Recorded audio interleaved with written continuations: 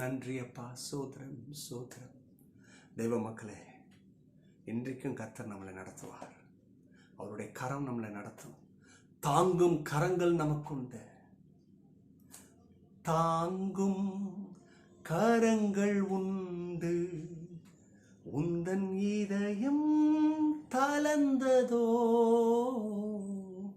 வாக்கு மாறாத இயேசு புது ஜீவன் அளிப்பாரே. வாக்கு மாறாத இயேசு புது ஜீவன் அளிப்பாரே. தாங்கும் கரங்கள் உண்டு. உந்தன் இதயம் தளர்ந்ததோ, வாக்கு மாறாத இயேசு புது ஜீவன் அளிப்பாரே. வாக்கு மாறாத இயேசு புது ஜீவன் அளிப்பாரே. பாரம் பெரியதோ, மன ஆறுதல் இல்லையோ. பாரம் பெரியதோ, மன ஆறுதல் இல்லையோ. தூரமோ ஒத்தாசையோ, தாங்கும் கரங்கள் உண்டு. உந்தன் இதயம் தளர்ந்ததோ, வாக்கு மாறாத இயேசு புது ஜீவன் அளிப்பாரே. தேவ மக்களே, தாங்கும் கரங்கள் உண்டு. ஒருவேளை உங்க கை தளர்ந்து போயிருச்சா, இனி எப்படி இந்த காரியம் என் வாழ்க்கையில ஜெயமா மாறும்? எனக்கு வர வேண்டிய நன்மை வரலையே.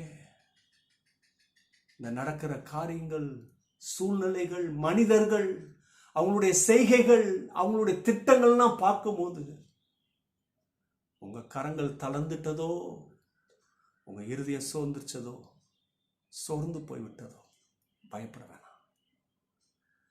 வாக்கு மாறாத கர்த்தர் நம்மளை நித்தமும் நடத்துவார். அவரால் செய்யக்கூடாத காரியம் ஒன்றும் இல்லை தெரியுமா? அவர் உங்களுக்கும் எனக்கும் செய்யறது ஒரு நொடியே அதிகம். கண்டிப்பாக செய்வார். இதுவரை காத்துக்கிட்டு இருக்கிறீங்க, காத்துட்டுருங்க. மாபெரும் ஜெயம் உங்களை நோக்கி வருகிறது. நீங்க ஜெயம் எடுப்பீங்க, கர்த்தருக்குள்ள சாட்சியா இருப்பீங்க. ஆமென். தேவ மக்களை, இன்னைக்கும் பிரசங்கியின் புஸ்தகம் 3ஆம் அதிகாரம் 11ஆம் வசனத்துல, அவர் சகலத்தையும் அதினதின் காலத்திலே நேர்த்தியாய் செய்திருக்கிறார். ஆமென். இது மாபெரும் உண்மை. சகலத்தையும் அதினதின் காலத்திலே நேர்த்தியாய் செய்த தேவன் இந்த தேவன். ஏனதானும் செய்யல, நேர்த்தியாய் செய்த கர்த்தர். ஒரு காரியத்தை சொல்றேன், உங்களுக்கு விளங்கும். இந்த பூமியை சிருஷ்டிக்க போறாரு. அப்ப வந்து பார்த்தா எப்படி இருக்குன்னு சொன்னா, அந்த பூமி ஒழுங்கினமா இருக்கு இல்லையா? இருளா இருக்கு. இருள் ஒரு பக்கம், இன்னொன்னு ஒழுங்கினம். இதுல எப்படி வாழ முடியும்? அப்ப கவனிங்க, ஏன் கர்த்தர் முதலாவது ஆதாம் ஏவாளையும் சிருஷ்டிக்கல? ஆதாம் ஏவாளையும் சிருஷ்டித்து வச்சுட்டு அதுக்கப்புறம் இந்த பூமியை சிருஷ்டித்திருக்கலாம். ஒளியை கொண்டு வந்திருக்கலாம் இல்லையா? அற்புதமான இயற்கையை கொண்டு வந்திருக்கலாம், வானத்தை கொண்டு வந்திருக்கலாம், ஆகாய விரிவை கொண்டு வந்திருக்கலாம். நல்லா கவனிங்க, இது வழங்குச்சுன்னா மற்றது உங்களுக்கு வழங்கிடும். இன்னைக்கு கர்த்தரை நம்புறதுக்கு ரொம்ப கஷ்டமா இருக்கு. ஐயோ என்னங்க, என் சூழ்நிலை யாருக்கும் தெரிய மாட்டுறது. உங்களுக்கு இதை சொல்றேன், நீங்க கர்த்தரை நம்ப ஆரம்பிப்பீங்க. ஏன் தெரியுமா? முதல் நாளில் கர்த்தர் ஆதாமையும் ஏவாளையும் சிருஷ்டிக்கல. ஏன்னா ஒழுங்கினம் இருளா இருக்கு, இம்ப்ராப்பரா இருக்கு. இதுல என் மக்கள் வந்து வைக்கக்கூடாது, இதுல என் மக்கள் ஒரு நிமிஷம் கூட அந்த மாதிரி சூழ்நிலையை பார்க்க கூடாது. ஆகவே என்னுடைய சாயல் இருக்கிற மனுஷி நேர்த்தியானதை பார்க்கணும்னு சொல்லிட்டு நேர்த்தியான உலகத்தை சிருஷ்டித்து அதினதின் காலத்திலே நேர்த்தியாய் செய்து முடித்து இப்போ மனுஷன் உள்ள வந்தா அப்படியே வாழலாம். அது இல்லை இது இல்லை ஆண்டவரை எல்லாம் கரெக்டு, சரியாக வெளிச்சம் வர மாட்டுறது, மண் சரியாக வேலை செய்ய மாட்டுறது இல்லை, அவ்வளோத்தையும் நேர்த்தியாக பண்படுத்தி வச்சுட்டு இப்போ போ. இன்னும் நீ பண்படுத்தலாம். நீ பண்படுத்த உனக்கு என்ன செய்யும்? உனக்கு அது கோஆப்ரேட் பண்ணும், நீ ஜெயம் எடுக்க முடியும்.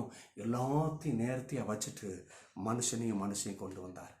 அப்போ இது உண்மைனா உன் வாழ்க்கையில் கர்த்தர் நேர்த்தியாய் செய்வது அதிக நிச்சயம். நம்புங்க.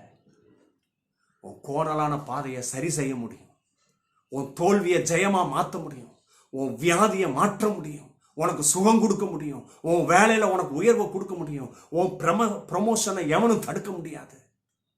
உன் பிஸ்னஸில் கர்த்தர் உனக்கு கூட இருக்க முடியும். உன் எதிர்காலம் ஆசீர்வாதமாக இருக்கும். நீ சுபட்சமாக இருப்ப.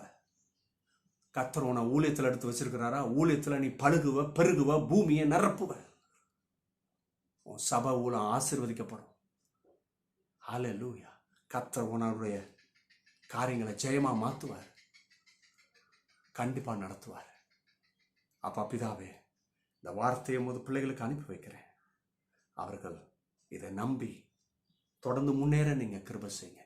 இயேசுவின் நாமத்தினாலே ஆமென். ஆமென். God bless you.